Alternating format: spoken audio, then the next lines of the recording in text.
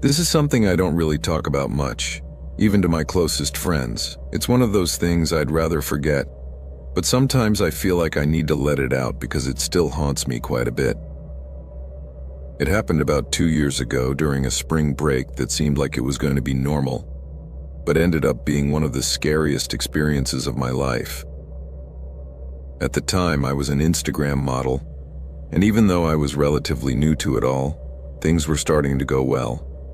I live in California, in a city right in the Los Angeles metropolitan area, and my career was really taking off. I had a few contracts with brands and a couple of campaigns that were putting me on the map a little bit. Every day I uploaded photos, my followers grew, and little by little I started to earn more money. But in addition to photo shoots, I had also expanded my horizons in things related to my image. You know, I needed to make the most of my newly acquired fame. One of those things was creating an OnlyFans account where my followers could pay to see me in more exclusive content, and that was bringing me quite a few financial benefits. To be honest, I never had any problems with stalkers or anything weird. On the contrary, most of my audience respected my work and took it in stride. In addition, I made several friends in this digital circle, both with other models and influencers. We supported each other a lot and collaborated on photos and videos, and everything seemed to be going pretty smoothly. Among those people, I met a girl named Emma. She was a little newer to this, but somehow she was earning more quickly than I was. Everything seemed to be going well for her, and in a few months she was already quite successful on social media and on OnlyFans as well. She always seemed to have a much calmer, more relaxed energy, and she seemed happy with how things were going. One day, after months of exchanging messages and doing some collaborations, Emma and I ended up meeting in person at an influencer event in Los Angeles. My first impression of her was good. She was a very calm and friendly girl, and we really hit it off quickly. From then on, we started doing more things together, including going out partying or just hanging out. Although we did some very hot collaborations, there was no real romantic or sexual interest between us, but a beautiful friendship was born. This friendship grew, and she seemed like one of those people who just fit in well. We talked a lot, shared ideas, and every so often we would get together to take new photos and create content for our profiles. But everything went wrong one day when I was checking my email at night and suddenly got a message from Emma. She told me she had been contacted by someone claiming to be a representative of a fairly famous group of influencers, a well-known group with millions of followers, and said he was interested in collaborating with us on a project. Emma told me she had spoken to a guy named Patrick, who claimed to be a manager, and everything seemed totally fine. The message said that they would like to do a photo shoot with us together in San Diego, and, in addition, that they were willing to pay a good amount of money and promote our content heavily on their networks. The offer seemed too good to be true, and I wanted to make sure it wasn't a scam or a joke. So I checked out the profile, and sure enough, the account seemed real. It had lots of posts and real followers, an official email address. Everything looked very professional. The truth is, I didn't see any clear signs that it was fraudulent.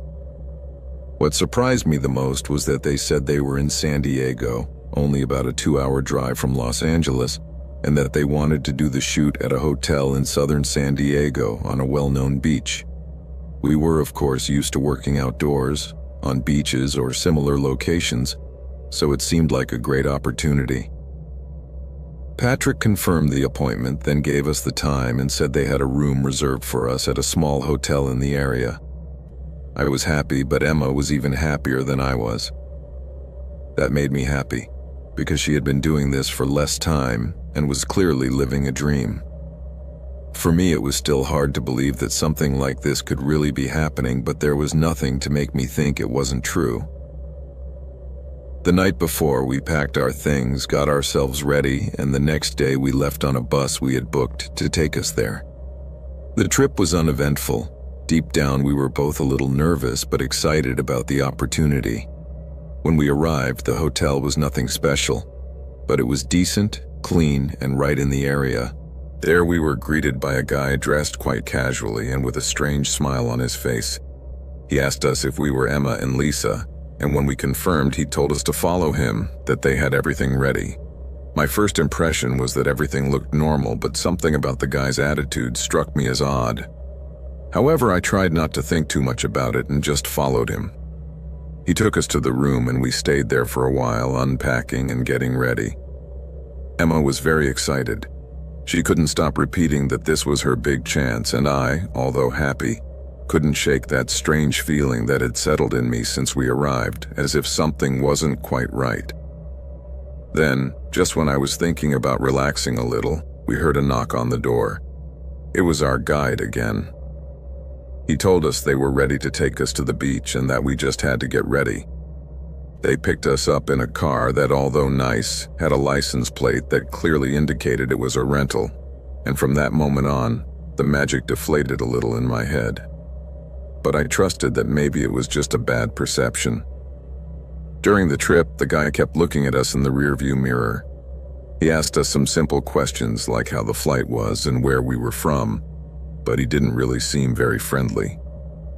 I could sense that there was something strange about him. For someone representing a famous company, he seemed too uncomfortable, almost disconnected. Once we got to the beach, the view was beautiful. White sand, crystal clear water, everything seemed perfect. They told us that the shoot would be on a boat docked right on the shore, and that we would then go to a small, nearby island. From that moment on, the alarm bells started ringing a little louder in my head. The strange feeling came when we got on the boat because it didn't look like a professional film crew. Nor were there many people, just 4 or 5 men, all in their 40s or 50s, who looked at us in a way that didn't inspire confidence. One of them had a camera, but he didn't look professional. The boat itself was large, but not a luxury yacht. It had a deck on top and a space below, but there were no makeup artists, no director, none of the usual things you see when you do a job like this. This made me even more suspicious, but again, I decided to ignore my instincts and go ahead, thinking I was just being paranoid. Before the men boarded, they took our bags, saying they would keep them for the trip. That's when I started to break out in a cold sweat. Something wasn't right. This really didn't look like a team of professionals, but rather a group of creepy guys with no idea how to do this. But before I could do or say anything, the water began to move and the boat started to pull away from the shore. Emma was super excited, completely oblivious to the wave of concern swirling around in my mind at that moment. She just enjoyed the wind and contemplated the landscape, but I, unable to control my nervousness, went into the boat's cabin, which was very small, by the way, just to wash my hands and think more clearly. I couldn't help but feel uncomfortable. I didn't see any cameras, not even a phone to record with, just those men who were acting very strangely. But just then, something strange happened. I saw a shadow, a pair of feet, right under the cabin door. I was petrified. Who was there? It seemed like someone was watching me, but I couldn't see anything else. My heart began to pound in my chest, and I quickly started thinking about what to do. When I looked closer, I realized there wasn't just one, but 2 pairs of feet on the other side of the door, side by side, and that made me feel that something was very wrong. In the midst of my growing fear, I gathered all the courage I had left and threw the door open, pushing those guys over and knocking them down. I fell to the floor at that moment, but I quickly got up and ran upstairs. That's when I realized Emma was still on the deck, and just then I heard screams. But they weren't normal screams. They were muffled sounds, as if someone was trying to silence her. I ran back to the deck just in time to see one of the men on top of Emma grabbing her by the neck and trying to subdue her, while she struggled to break free. At that moment, I yelled at him to let her go and, in an act of desperation, threw a water bottle at his head. It hit him in the eye and he moved away from her, complaining of pain. But then another one of them tried to grab me from behind and started pulling me toward the cabin, while the other one tried to hold my legs. I defended myself as best I could, hitting them, scratching and kicking like crazy, until I finally managed to kick the one holding my legs in the face and bite the other one's hand with all my strength. The guy let out a horrible scream when one of his fingers cracked between my teeth and he let go of me immediately. At that moment, I tripped over the railing, and before I fell into the water, I heard Emma's desperate cries, but they were drowned out by someone else. I began to swim desperately, trying to get back to shore, while my mind was in chaos with fear and despair. I don't know how I did it, but I managed to reach land. A team of lifeguards rescued me and took me to the emergency room. There they treated my injuries, and I told them everything that had happened. The boat, the men, the hotel, the car, the strange places, and the attack on the boat. The police also came, and although a few hours later they were able to arrest 2 of the men in San Diego, the other 3 who took Emma were never caught. The officers suspect that they crossed into Tijuana and are now somewhere in Mexico. The worst part of all this is that Emma disappeared without a trace. She was never found, and the hope of seeing her again faded with each passing day. I have no idea what the guys who took her did with her. The investigation didn't progress much after the incident, and to this day, nothing is known about her. Actually, what hurts me the most about all this is that I didn't tell her about my doubts from the beginning. I can't help but feel guilty, because maybe if I had told her that I suspected something strange, she might have been more alert or even told me not to go. When I asked the modeling agency how they could have hired those people, they told me that everything was fake. The profile, the followers, the names, everything. It was a trap. It turns out that this group of influencers so famous had nothing to do with those people. They were probably just using their name for money laundering, or worse, a human trafficking ring. To this day, I have no idea where Emma is. I only know that experience changed me forever. It left me traumatized and with a horrible fear of trusting anyone else in that world. I'm still an OnlyFans model and influencer, but whenever I can, I use my platforms to warn people about this kind of thing. And I also post photos and videos of Emma occasionally to see if any of my followers have seen her and can give clues as to her whereabouts.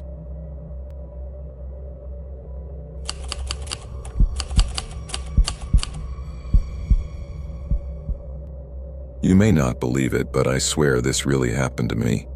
The truth is, I had never felt that my safety was at risk in that way, and since then it would never cross my mind to use that thing called OnlyFans again. This was before everyone knew what it really was, back in 2017, a year after the platform was launched. I was in my room browsing Instagram when I suddenly saw a profile that caught my attention. It was of a very pretty girl from my city, but to be honest, I had never met her in person. Back then, I was very introverted and quite socially awkward. It didn't surprise me that I had many people on my social media whom I had never even spoken to. The only reason I had Facebook or Instagram was to seem more normal, more like a college student. For some reason, a lot of attractive girls followed me back on Instagram. At first, I thought it was because we had mutual friends or that I was just a good-looking guy, but over time I realized that many of those girls followed me so that I would follow them back, just to gain more fame, not because I was actually that cute. I was the kind of guy who spent his time liking and commenting on pretty girls' posts on Instagram. Some might call me a simp or whatever, but you know how it is. And every time a girl replied or liked me, I would immediately go to PayPal or Cash App in her bio and leave her a nice tip with a thank you note. At the time, it boosted my ego. I'm not going to lie. It's not that I'm proud of it now, but back then, it was a way to feel like I had some value. The thing is, my social anxiety prevented me from even sending them a direct message. I didn't even dare to try small talk. Truthfully, I foolishly hoped that these girls would ask me out or start paying attention to me just because of the donations I left them. So when one day I saw a new link in the bio of one of my favorites, my heart almost jumped out of my chest. I quickly opened it and, to my surprise, I loved what I saw. It was a site called OnlyFans, and I could finally pay for a membership to see the girls naked without having to bother them with messages. At that moment, it felt like I had won the lottery, so without thinking twice, I subscribed, hoping to be the first subscriber or something like that. And luckily, it seemed like I was, because at first, that girl seemed a little shy. She didn't show much more than normal photos or anything explicit, until at one point she started uploading photos that, although not explicit, were starting to look much more daring and left me wanting more. Several months went by like this. I worked at Starbucks and spent almost everything I earned on donations to her. I felt that maybe she was the one, that someday we would go out together and it would be something serious. But in the midst of all this, I discovered a new feature on OnlyFans. Now you could send messages, and if you paid, they would send you more intimate photos exclusively for you. That filled me with excitement because I could get content closer to what I really wanted instead of just not so explicit nude photos. One day, full of nerves, I gathered all my strength and sent her a message. I was shaking like never before. I didn't even know what to expect, and suddenly she replied. That was the first time I felt that something genuine could be happening. We started talking, for real. She definitely seemed interested in me too. She actually started by sending me some nude photos that cost about $100 and asked me if I was from the same city as her. When I gave her my Instagram profile, she saw my full name and to my horror realized that she had probably seen me in public before. Sweating and feeling like I was going to have an anxiety attack doesn't help much in those situations. My browser automatically filled in my real first and last name, and I had no choice but to go with it. I tried to think of something to say, something that wouldn't reveal who I really was. But my head was in chaos. I knew we had mutual friends, and if they found out about all this, they would tear me apart with ridicule at college. I was in shock, almost unable to react. I tried to make excuses, lie, escape, but I couldn't. I just answered yes, it was me, and then we continued talking seriously. To my surprise, she recognized me from college. She had seen my face in several places, and it turned out that one of her friends lived on campus. I couldn't believe it. We realized that we had been in the same places many times without realizing it, and it was as if life had brought us together, but we had never noticed each other. I never thought I could have such a long conversation with someone on OnlyFans, but there I was, and suddenly, I became more interested in her than in the content itself. I realized that maybe money wasn't the way to win a girl over, and the irony of it all was that she was spending more time talking to me now than when I was spending a lot of money on her. One day she suggested we move to Instagram and she gave me her number and everything. I was blown away and thought that maybe this could turn into something serious, that I could finally have a real girlfriend. I never thought this would be possible. I always thought I was going to be alone, behind my computer, admiring girls from a distance for the rest of my life. But it turns out that maybe I was going to find my first girlfriend on a site like OnlyFans. We started messaging on Instagram, and at one point I decided to call her. From the beginning, I had this weird feeling like I could really connect with her on a deeper level. When we talked on the phone, it was almost like talking to someone who totally understood me and was on the same wavelength as me. Her voice was super nice and calm, and we spent hours talking. For the next few days, I couldn't stop thinking about her. I felt like for the first time in a long time, I could have a real, serious relationship. I didn't want to wait any longer. I wanted to see her in person as soon as possible. And, to my surprise, she was also happy with the idea. In the end, she invited me to her house and we agreed on a date and time. We said goodbye, and when I hung up, I was on cloud 9. I felt that all that crap about feeling like I wasn't good enough, that I would never find someone who loved me, was gone. The day of the date finally arrived, and to be honest, I was super nervous. I got myself ready as best I could, put on my best clothes, and before leaving, I stopped by the barber shop. I wanted to be as presentable as possible. I didn't want anything to ruin that moment. I booked an Uber to take me to her neighborhood, which wasn't very far, but I still felt a mixture of excitement and nervousness that took my breath away. But just as I was arriving on her street, something strange caught my attention. Standing behind a tree was a guy who looked very suspicious, with a hood covering part of his face, and I couldn't even see who he was. At first, I thought maybe he was just someone passing by, but the way he looked, as if he were watching or waiting for something, put me on alert. However, the desire to meet her in person was stronger, so I ignored it. I was so anxious that all I could think about was everything going well. I finally arrived at her house, and when she opened the door, I was speechless. She was just as beautiful in person as she was in the photos, even more so.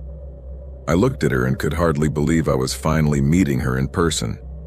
She smiled at me, kissed me on the cheek, put on her shoes, and we went out for a walk down the street. At first, the conversation was a little awkward, with that tension of not quite knowing what to say, but little by little that awkwardness went away and we started to flow. The conversation started to flow naturally, and soon we were laughing and talking as if we had known each other all our lives. She seemed nervous too, but at some point, everything became more relaxed and fun. We were having a great time, without a doubt, and until the end of the date, we didn't stop talking and laughing together. It was incredible. When it was time to say goodbye, I walked her home, and as I turned my head to see if that suspicious guy was still there, I froze. There, suddenly, I saw him slowly approaching me in that awkward way, trying to hide or looking around so as not to attract too much attention. But already about 3 meters away, it was impossible for him not to notice me. Then the guy called out to me in a voice I couldn't ignore, like a shout in the street. "Hey you!" he yelled. Yes," I replied, feeling my heart race. "Stop, come here." I stood still and turned around, not quite sure what was going on, but then he continued, "Who are you to her? What the hell? What kind of question was that?" At that moment, I didn't know how to respond. I just looked instinctively and saw that his face was starting to get really angry. His eyes were shining and it looked like he could hurt me or worse at any moment. "Are you trying to hit on my girlfriend or something?" he shouted, his voice full of anger. That surprised me and scared me even more. "What? Sorry, I think you're confused. I don't know what you're talking about," I stammered nervously. I started to back away slowly, my arm outstretched in case I needed to protect myself. But then I noticed that his hands were in the pockets of his sweatshirt, and something in his expression suddenly changed. The anger in his eyes turned to pure rage, and he began to breathe heavily and clench his teeth as if he were about to lose his mind. A knot formed in my stomach and my heart began to beat fast, but I didn't have time to react. Suddenly, he pulled a gun out of his pocket and without hesitation shot me, twice. It all happened so fast that I didn't even feel the pain at first. I just fell to the ground in such shock that it was as if all my energy had drained away. All I could think about was the adrenaline rushing through me and how I couldn't move or breathe. My mind began to race, unable to understand why this was happening. It was as if they had mistaken me for someone else, and that's why they shot me. The last image I had was of that guy looking at me with uncontrolled rage, and then nothing. Everything went dark for a few seconds, and when I came to, I was in the middle of the street, in a pool of my own blood. I felt a terrible burning sensation in both legs, in my knees, and that's when I realized with horror that I had been shot in the legs. At that moment, I curled up on the ground, my body shaking and my heart racing. I felt tears streaming down my face, unable to control them, and all the adrenaline began to fade, giving way to the worst pain I have ever experienced in my life. I could only see it, 2 huge holes in the front of my knees, bullets piercing me as if it were a nightmare. A moment later, everything went blurry, and slowly the world began to disappear. I'd passed out there in the middle of the street and lost consciousness completely. When I woke up, I was in a hospital surrounded by tubes and doctors with my mother sleeping in a chair beside me. When she saw me open my eyes, she stood up again, with tears in her eyes and a sad smile. That's when she explained what had happened. That they had heard the shots, that a neighbor had seen everything, and that the guy who had shot me had already been arrested. The next few hours were hell. I had several operations, and the doctors said that with luck, I might be able to walk again, but that I would never be the same. That my legs might not be the same. That bullet wounds in that part of the body don't heal so easily. For days I couldn't sleep. All I could think about was what had happened, those horrible wounds on my legs and the bullets going in and out. The pain was terrible. Every movement felt like needles were being stuck into me. But the strangest thing of all was that same night I got a message. It was her, the girl I had gone out with that night. She explained everything to me. It turns out that the guy who shot me was a subscriber to her OnlyFans who also followed her on all her social media accounts and in reality had a pretty serious mental problem. He was completely obsessed with her, thinking she was his real girlfriend, and stalked her all over the city. She had to hide behind trees and bushes, afraid that he would find her or whatever, but she had no idea that he had managed to track down her house, or that he was so mentally ill, until the police showed her the camera footage, where he was seen stalking and watching her. The reality was that this guy was in an imaginary relationship, and he thought she was cheating on him if she went out with me or anyone else. That left me speechless. I never thought anyone could be so sick or so obsessed to that extent. Over the months, my recovery was slow, but in the end I managed to walk a little again, although it was clear that my legs would never be the same. The doctors told me that it is very difficult to recover from gunshot wounds to the legs, and that in my case, I might never be able to run or do strenuous activities again. The girl gradually disappeared. She cut herself off from all this, and so did I, because I couldn't help but continue to associate this pain with that story. She didn't want to delete her OnlyFans account either, so we each went our separate ways. The guy who shot me was sentenced to 7 years in prison, but then he was referred to a mental institution. To be honest, I feel a certain amount of pity for him and his mental condition, but I also think that the worst thing that could happen happened, and I sincerely hope he spends a long time in prison. I will never forgive him for what he did, for the damage he did to my legs, because that injury will be something I will always carry with me in my memory. That was the last time I went on that platform, and I don't want to have anything to do with it ever again.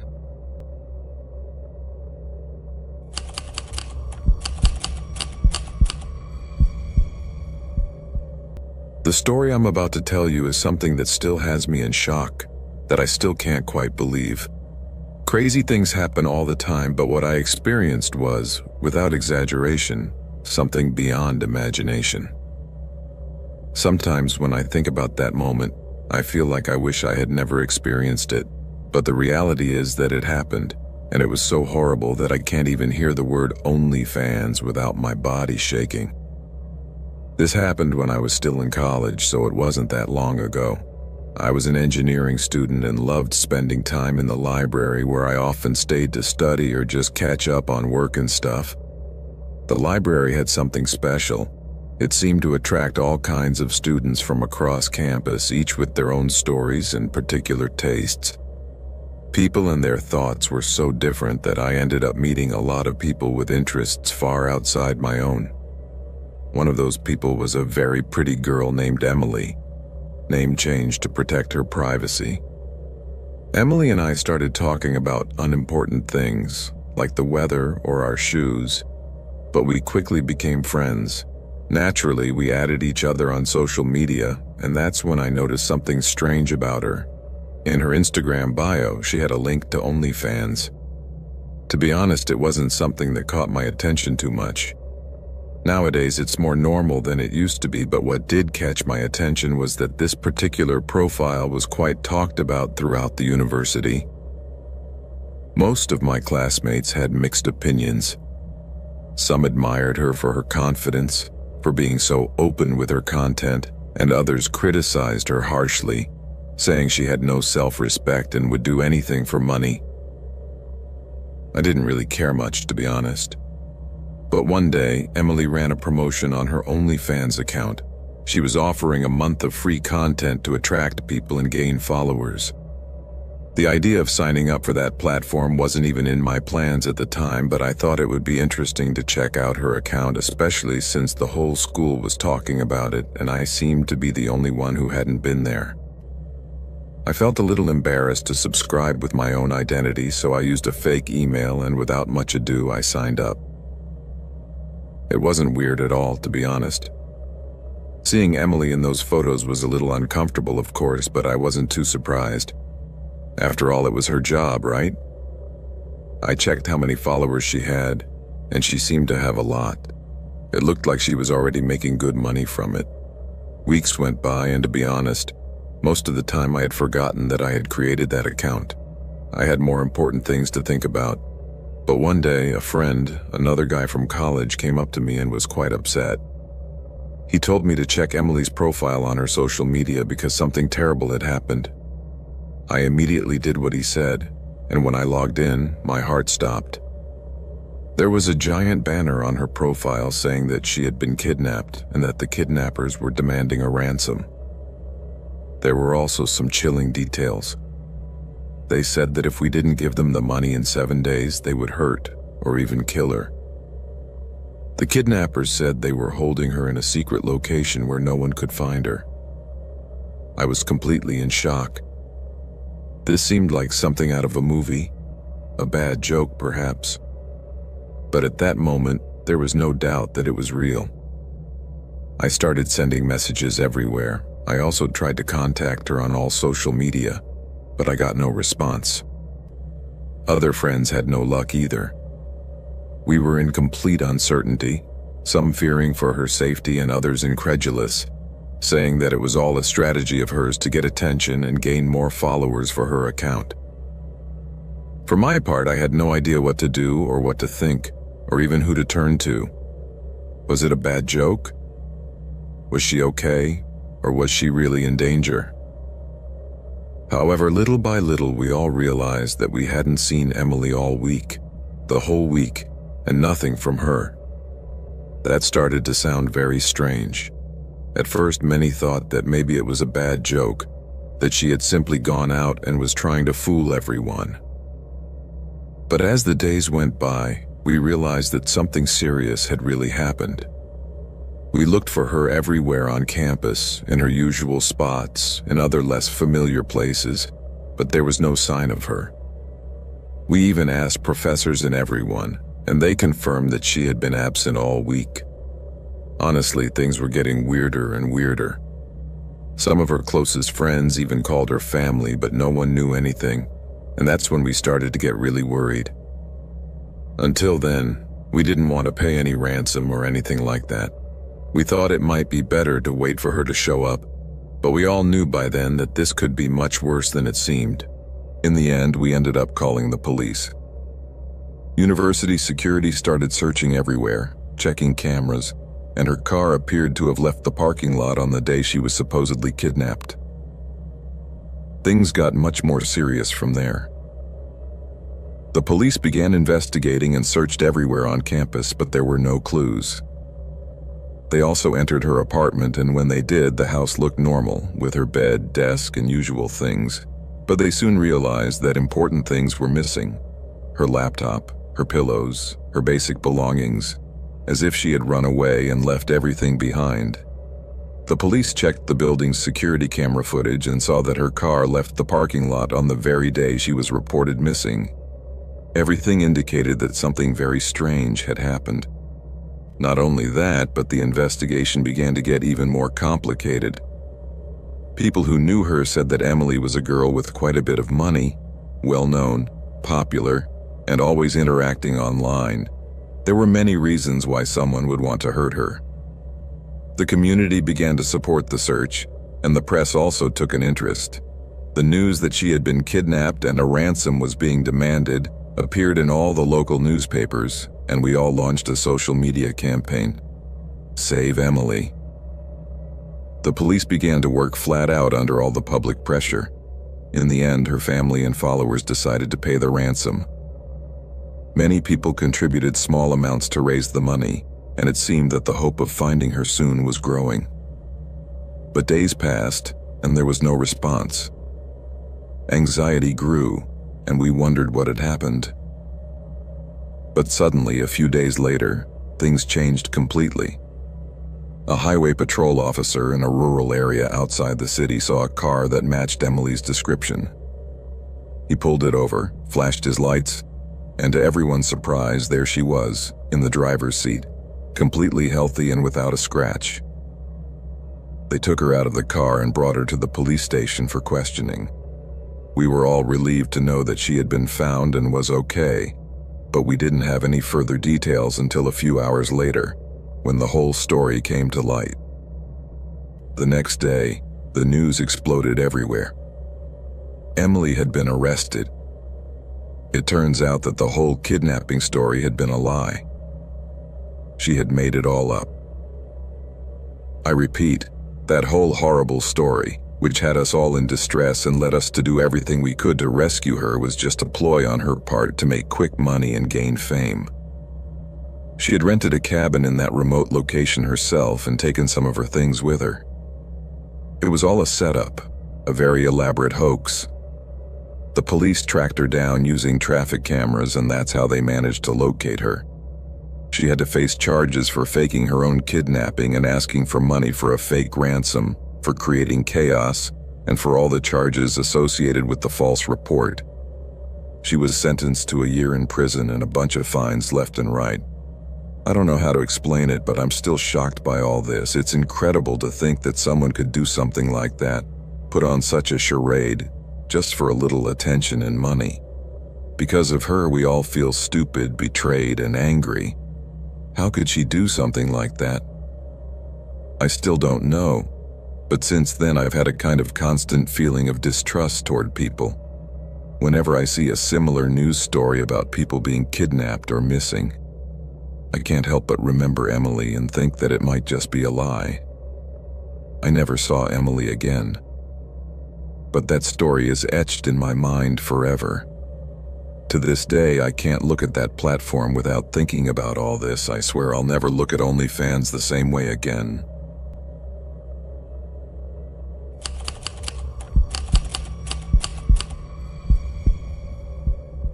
When I first started on OnlyFans, I never dreamed that it would change my life in such a crazy way. I thought it was just a temporary experiment, a little extra money, nothing more. I had no idea that I was getting myself into something much darker and heavier than I could handle. At first, everything was pretty normal. I uploaded photos, videos, and did some live streams from time to time. The money started coming in, and honestly, it was nice. It was the first time I had done something on my own, and I felt like I was in control. Before, I'd been stuck in a dead-end job for months, years, and this made me feel a little freer. Having people who saw me, who supported me, who paid attention to me was addictive without me realizing it. But everything started to change with him. I met him at a party on a random night, and it was like a chance encounter that ended up being something more. He was a charming guy, funny, easy to talk to, and we connected almost instantly. At that moment, everything seemed perfect. He always knew what to say to make me feel special, to make me believe that he was different. When I told him I was an OnlyFans model, he didn't bat an eyelid, which was great because it meant it wasn't a problem for him. For his part, he also told me about a side business he had, but I didn't think much of it. He had a mysterious air about him that in his own way was part of his appeal, although something in me was already alerting me. I don't know what it was exactly, but it was there. I should have seen those warning signs, but no. I was too blinded by happiness, by the feeling that I had finally found someone who seemed genuine. Months went by and we were already a fairly solid couple, but strange things started to happen. First, strange calls late at night, messages that didn't make sense or seemed made up. He always hid his phone, leaving it face down when we were together, which never really seemed strange to me until one day, out of curiosity, I found something in his car. It wasn't just anything, it was a heavy bag that I couldn't identify, full of something. I asked him about it, and as always, he tried to downplay it, saying it was nothing important. But that feeling that something wasn't right wouldn't go away. To be honest, I started to feel that something wasn't right about this guy, even though I still didn't want to accept that there was something dangerous about him. Suddenly, he started acting much more distant with me, as if he didn't care about me anymore. The gestures of affection continued, but something in his gaze wasn't right. I felt that every day there was less truth in what he told me, and more in what he didn't say.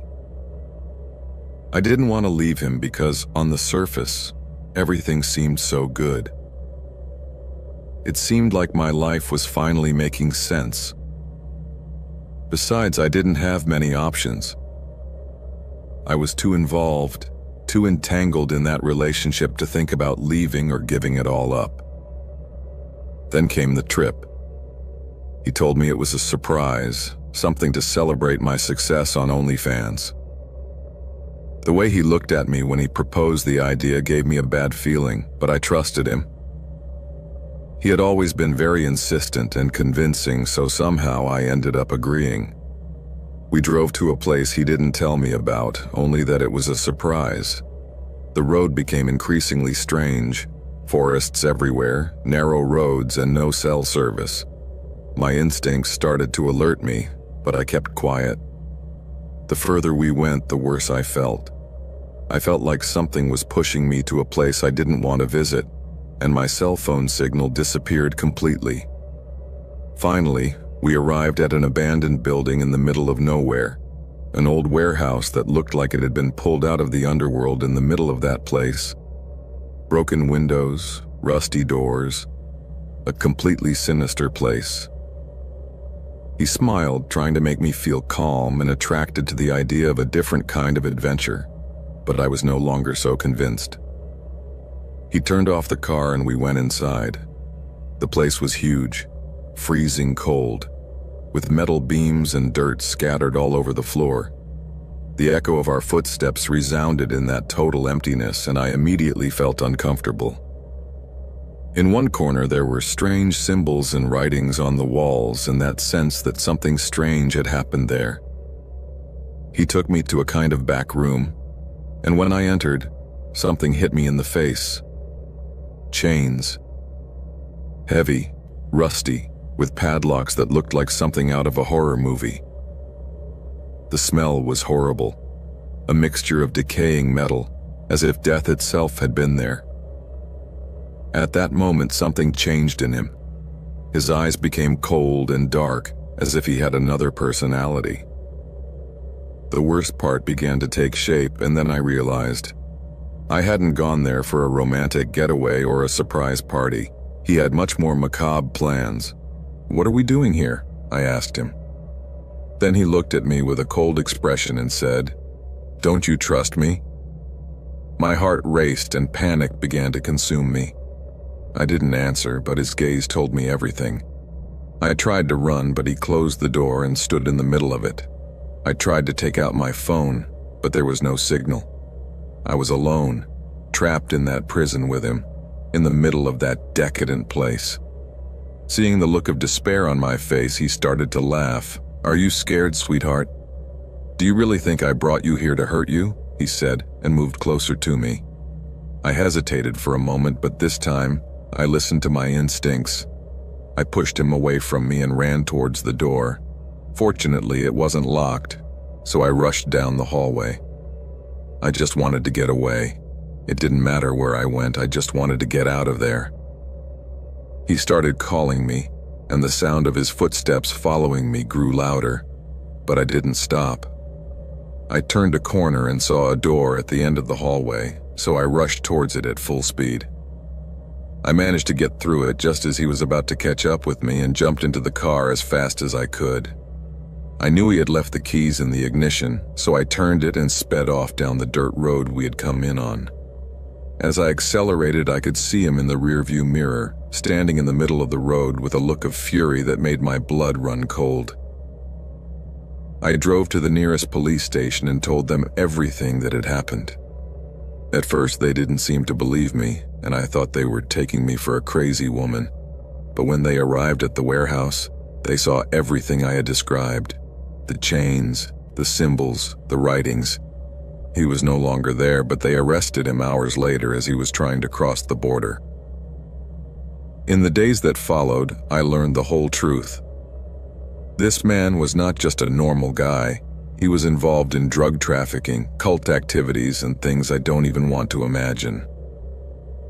The warehouse was not just a hideout. It was a place where he performed twisted rituals, and I almost ended up being part of that. Now, that bitter experience is behind me, but the memories still haunt me. Every time I think about that night, I can't help but feel that I was about to become another one of his victims. The worst part is that I never suspected he had been lying to me all that time, that he actually knew from the beginning what I did for a living, and it was through my platform that he met me and then sought me out, making our encounter seem casual. The police said they would investigate, as it was very likely that he was involved in the disappearance of another girl from the platform who had disappeared without a trace several months ago. After all that, I stopped posting on OnlyFans for a while. It felt too risky, too dangerous. But then I came back, with the idea that I had to regain control and that no one was going to use me like that again. That experience changed who I am a lot. The memories will always be there, but they're not going to define who I am now.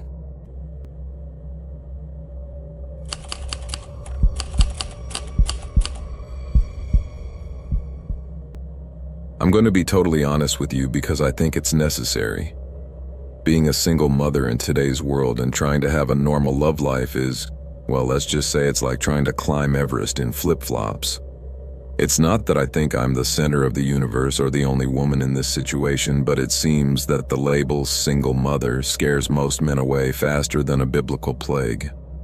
I understand it to a certain extent, to be honest. Not everyone is ready or willing to take on the responsibility, commitment, and emotional and practical baggage that comes with raising someone else's child. But it really sucks. I wish people were more open-minded and less selfish. Having a child from a previous relationship doesn't mean you can't fall in love again, start a new family, have more children if the opportunity arises. But hey, the harsh reality is that for many men, a pre-existing child is an almost insurmountable deterrent.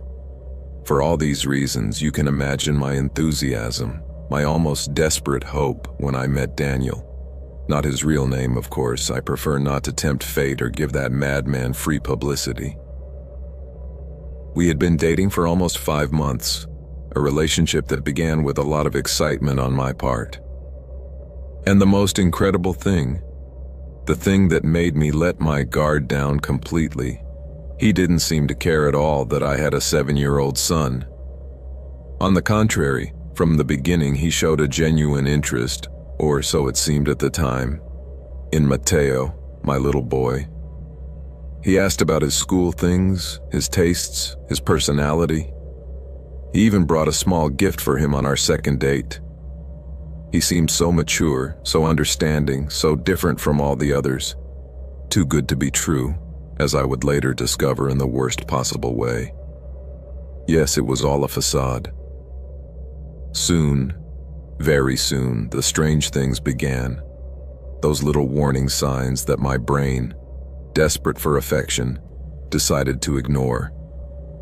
Possessive comments about my clothes or my friends, trying to make decisions about Mateo's education without consulting me, referring to himself as Daddy Daniel in front of the child even though I had explicitly asked him not to take it slowly.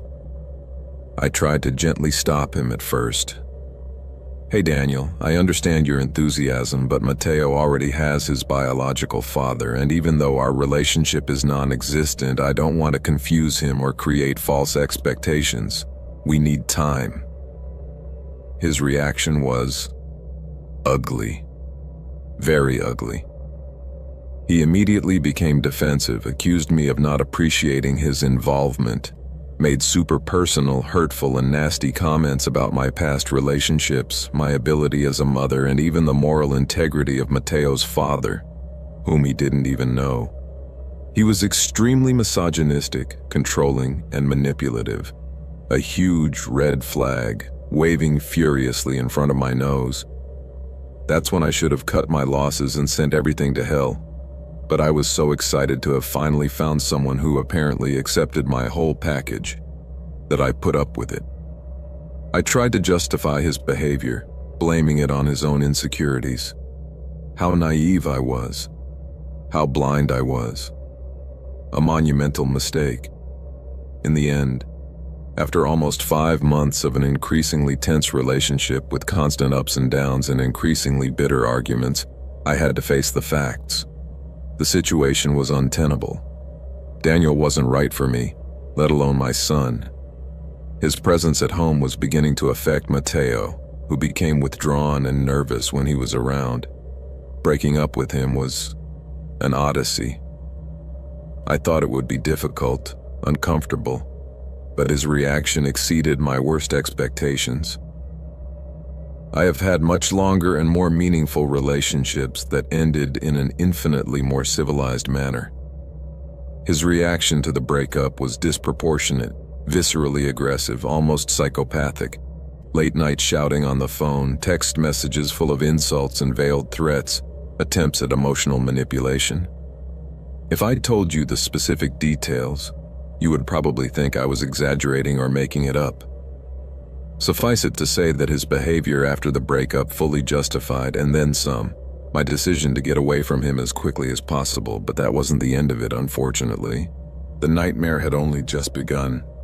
And here I admit with all the shame in the world, part of the blame was mine, for trusting the wrong person, for being stupidly gullible.